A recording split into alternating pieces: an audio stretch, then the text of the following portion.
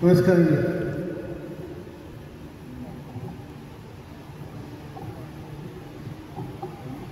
ఆద్యం India latest news తెలుసా అందరికీ? Latest news 29 August news వచ్చింది. ఇండియా 7.8% జీడిపి క్రాస్ కాడిందని. 28 ఆగస్టు. ఓకే,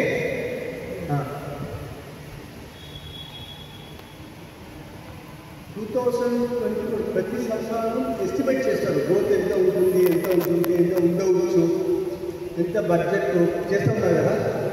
అప్పుడు ఎస్టిమేట్ చేసినప్పుడు 6.5% పెట్టుకున్నారు. ఆర్బీఐ వాళ్ళు, వరల్డ్ బ్యాంక్ వాళ్ళు, అందరూ ఫినాన్షియల్ ఎక్స్పర్ట్స్ వాళ్ళందరూ చూసుకొని ఓకే ఇండియా వచ్చి అరౌండ్ 6.5 to 6.8% వరకు రావచ్చు. 6.2 to 6.8 వరకు వెళ్ళవచ్చు. కానీ ఏమైంది చూస్తే ఇండియా వచ్చి ఏప్రిల్ టు జూన్ 3 మాసాలలో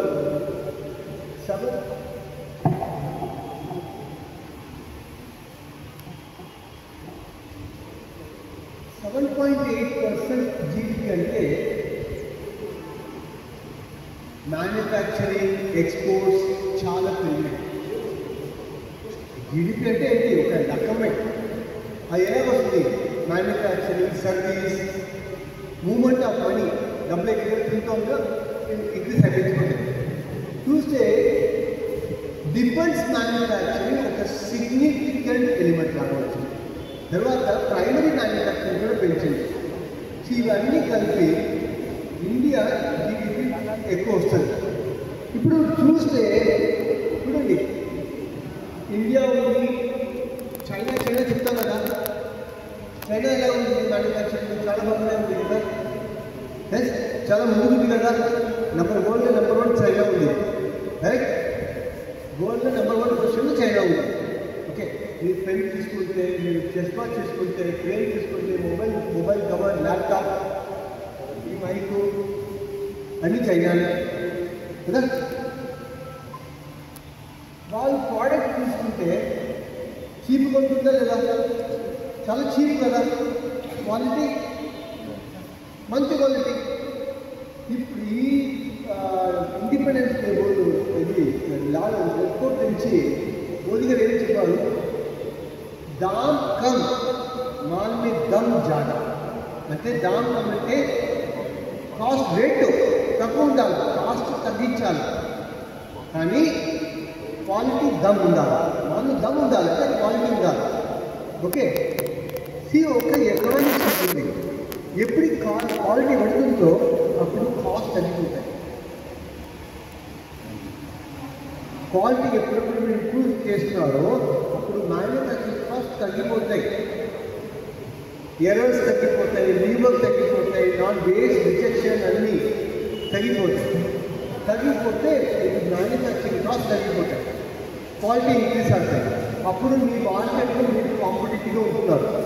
అంటే ఎవరి సిస్టమ్ తీసుకోలేదో అతనికి పైకి 100 రూపీస్ వస్తుంది. మీరు క్వాలిటీ ఇంప్రూవ్ చేసి కాస్ట్ తగ్గించిన తర్వాత పైకి ఎంత వస్తుంది? 60 రూపీస్, 70 రూపీస్. అప్పుడు మీరు మార్కెట్లో కాంపిటేటివ్గా ఉంటున్నారా లేదా? సో అదే కాంపిటేటివ్నెస్. ఇది దేనికి కావాలి? ఇప్పుడు చూస్తే చైనా పైన గ్లోబల్ డిపెండెన్స్ చాలా అవుతుంది కదా. అన్ని చైనానే వస్తుంది. ఇప్పుడు చైనాకి ఏమైనా అయిందంటే, నేచురల్ కలామిటీ ఏమైనా అయిందంటే global supply chain collapse, right? దానికోసం చూడండి, ఇంకా పొలిటికల్ టర్బులెన్స్ వచ్చింది, పైగా ఎకనామిక్ టర్బులెన్స్ వచ్చింది, అయిపోతుందా? తర్వాత ఏమేమి మీకు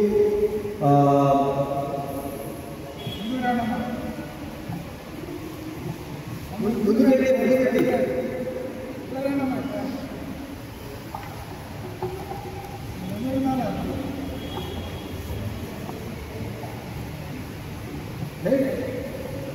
చూస్తే చైనా పైన డిపెండెన్సీ చాలా ఎక్కువ ఉంది.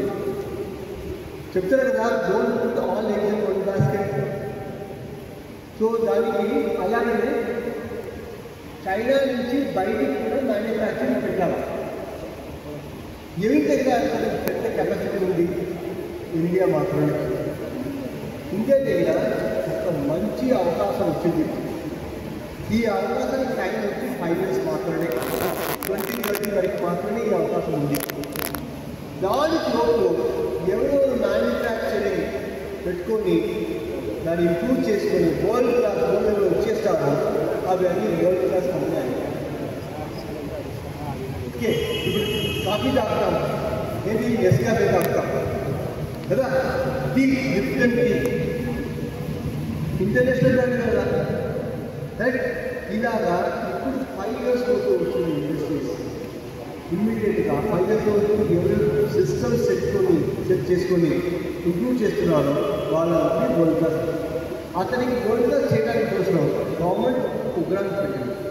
ఆ ప్రోగ్రామ్ పేరు వచ్చి racing and accelerating MSME performance. Racing అంటే పెంచడం, యాక్సలరేటింగ్ అంటే యాక్సలరేటింగ్ ఎలా లేకపోవడం. ఎంఎస్ఎంఈ పర్ఫార్మెన్స్ పెంచడానికి కోసం ఇది ఒక ప్రోగ్రామ్. చాలా ఆలోచించి గ్లోబల్ ఎక్స్పర్ట్స్ కనుక్కొని ఈ ప్రోగ్రామ్ గవర్నమెంట్ ఆఫ్ ఇండియా చేశారు. దాంట్లో వెరీ ఇంపార్టెంట్ ప్రోగ్రామ్ ఉంది, దాని పేరు జెడ్. అంటే జీరో డిఫెక్ట్ జీరో ఎఫెక్ట్. అంటే ఏంటి, మీరు మ్యానుఫ్యాక్చరింగ్ చేసిన ప్రోడక్ట్లు ఏమి డిఫెక్ట్ ఉండకూడదు. మ్యానుఫ్యాక్చరింగ్ చేసిన ప్రోడక్ట్లు ఏమి డిఫెక్ట్ ఉండదు. డిఫెక్ట్ ఉంటే ఏంటి, నష్టం మీకే. చూడండి, ఇక్కడ నా దగ్గర 1000 పేపర్ ప్లేట్స్ ఉన్నాయి. నేను పేపర్ ప్లేట్స్ చేస్తాను, 1000 పేపర్ ప్లేట్స్ పెట్టుకుంటాం. మీకు కావాలా 20 కావాలా? 20 ఇలా తీసుకెళ్తారా? ప్రతి ఒక్క చెక్ చేసుకొని తీసుకెళ్తారా? ప్రతి ఒక్క చెక్ చేస్తారా కదా? ఇలా ఏమైనా రిజెక్ట్ ఉంటే తీసుకెళ్తున్నారా? రిజెక్ట్. ఇది మాకు నష్టమే కదా, ఇది మాకు నష్టమే కదా, right? So any product defect లేకుంటే మ్యానుఫ్యాక్చరింగ్ చేయించాలి. డిఫెక్ట్ వచ్చేస్తే ఒక మ్యానుఫ్యాక్చరింగ్ కాస్ట్ వెళ్ళింది, తర్వాత మీరు వచ్చేస్తే 10 రూపాయలు ఒక ప్లేట్, 10 రూపాయలు. అది మ్యానుఫ్యాక్చరింగ్ కాస్ట్ వచ్చి 3 రూపాయలు వచ్చింది. 3 రూపాయలు నష్టం. 10 రూపాయలు 7 రూపాయలు లాభం రావచ్చు, అది కూడా మీకు నష్టం. మళ్ళీ మీరు చేసుకొని రీప్రాసెసింగ్ చేయించాలి ఎప్పటిలో, అడిషనల్ కాస్ట్. సో ప్రతి ఒక్క నాన్ కన్ఫార్మిటీ చేస్తే దానికి ప్రైస్ నష్టమే, ఎక్కువనే. ఓకే, దానికోసం ఫస్ట్ పాయింట్ ఏంటి, జీరో డిఫెక్ట్. మీరు చేసిన ప్రోడక్ట్ ఏమి డిఫెక్ట్ ఉండకూడదు, అదే ఫస్ట్, రైట్? సెకండ్ వచ్చి పర్యావరణం, ఎన్విరాన్మెంట్. దానికోసం నెగటివ్ ఎఫెక్ట్ ఉండకూడదు, ఎనర్జీ ఎక్కువ కన్సూమ్ చేయకూడదు, ఇలా ఎఫెక్ట్ నెగటివ్ ఎఫెక్ట్ ఉండకూడదు. అది జీరో ఎఫెక్ట్. జీరో ఎఫెక్ట్ అంటే పొల్యూషన్ ఉండకూడదు, ఎక్కువ వేస్ట్ ఉండకూడదు. ఇవన్నీ ఎన్విరాన్మెంట్ రోడ్ కదా, వేస్ట్ ఏమి పెట్టారు, బయటకు పెట్టేస్తారు. మున్సిపల్ వేస్ట్ కదా, వేస్ట్ ఉండకూడదు, ఇవన్నీ జీరో. ఇలాగా చేస్తే మేము గ్లోబలీ ముందు వచ్చేస్తాం. ఇప్పుడు అందరూ చూస్తే చెప్తారు కదా, చైనా అనుకుంటాం, చైనా ఎందుకుంటున్నారు, అక్కడ లేబర్ కాస్ట్ చీప్ అని చెప్తారు కదా, రైట్? చైనా లేబర్ చీప్ తెలిసే వెళ్తారు. ఇంకొక వీడియో చూపిస్తాను చూడండి.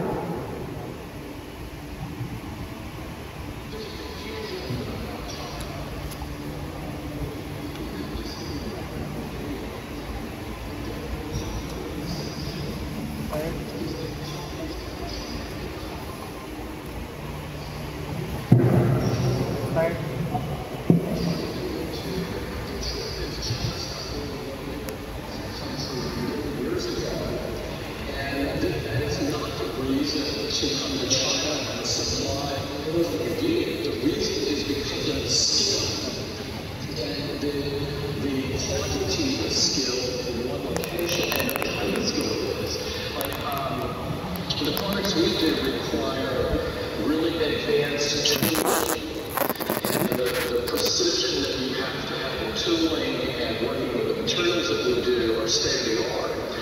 And the tooling skill is very deep here.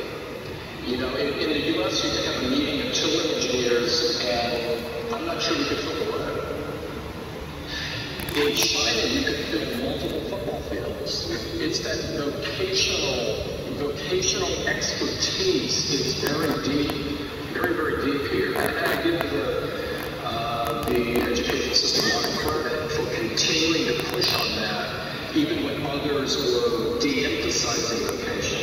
Now I think many countries in the world have woken up and said, you know, this is a key thing, and we've got to correct that. But China got all that right from the beginning. ఇప్పుడు చూస్తే యాక్చువల్గా ఏమి తెలుసా అది మాట్లాడేది ఎవరు Tim cook Apple ఉంది కదా Apple company CEO. Apple manufacture ఎక్కడ చేస్తున్నారు అన్ని చైనాలు, ఇండియాలో కూడా మ్యానుఫ్యాక్చర్ చేస్తారు కదా. చెన్నైలో బెంగళూరు పక్కన ఒకటి, యూపీలో ఒకటి, ఓకే ఇక్కడ పెట్టేస్తారు. వాళ్ళు చెప్తారు చైనాలో మ్యానుఫ్యాక్చరింగ్ స్కిల్ ఇంత చాలా ఎక్కువ, దానికోసం అతనికి ప్రైస్ ఆఫ్ మ్యానుఫ్యాక్చరింగ్ తగ్గింది. అంటే మాకు మ్యానుఫ్యాక్చరింగ్ స్కిల్ పెంచుకోవాలంటే ఏమేమి చేసుకోవాలా? ఫస్ట్ ఆఫ్ ఆల్ నేను క్వాలిటీ ఏమి అనుకుంటున్నాము, క్వాలిటీ అది కరెక్ట్ చేసుకోవాలి. క్వాలిటీ ఏంటి? నేను ఇవ్వడం క్వాలిటీ లేదు, వాళ్ళకి ఏం కావాలో అదే quality. Quality is customers requirement, not my capability. కస్టమర్కి ఇంకా ఎక్కువ కావాలంటే నా కెపాబిలిటీ పెంచుకోవాలి. రైట్? క్వాలిటీ అంటే కస్టమర్ సాటిస్ఫాక్షన్, ఇలా first. Second, quality has a cost. Quality has a cost, డబ్బులు ఉంది. మీరు క్వాలిటీ రైట్ ఫస్ట్ టైం చేస్తే కాస్ట్ తక్కువ. ప్రతి ఒక్క నాన్ కన్ఫార్మిటీ, ప్రతి ఒక్క డిఫెక్ట్ మీరు చేసుకుంటే ఈ మ్యానుఫ్యాక్చరింగ్ కాస్ట్ పడుతుంది. రైట్? అది మీ ప్రాఫిట్ నుంచి తీసుకోండి. ప్రాఫిట్ ఉండొచ్చా? లాస్ట్లో తగ్గిపోతాయి. సో డిఫెక్ట్ ఫ్రీ మ్యానుఫ్యాక్చరింగ్ చాలా ఇంపార్టెంట్. అదే ఫస్ట్. దీనికోసం కంపెనీస్కి ఏమేమి చేయాలా? కొంచెం సిస్టమ్స్ చేయాలి. దానికోసం గవర్నమెంట్ ఒక స్కీమ్ పెట్టింది, అదే జెడ్ స్కీమ్. సగాయం ఏంటంటే గవర్నమెంట్ చెప్తున్నారు మీరు క్వాలిటీ ఇంప్రూవ్ చేయండి, మేము డబ్బులు ఇస్తాం. ఫస్ట్ డబ్బులు ఇవ్వరు, ఫస్ట్ మీరు ఇంప్రూవ్ చేయాలా, దాని కాస్ట్ అన్ని government reimbursement up to 15 lakhs వరకు, 15 lakhs వరకు గవర్నమెంట్ దీనికి ఇంప్లిమెంటేషన్ ఇన్వెస్ట్మెంట్ చేస్తారు. ఒక మ్యానుఫ్యాక్చరింగ్ చూసుకుంటే మ్యానుఫ్యాక్చరింగ్ ఏముంటుంది? మ్యానుఫ్యాక్చరింగ్ ఏంటి? మ్యాన్ మెషిన్ మెటీరియల్, అంతేనా?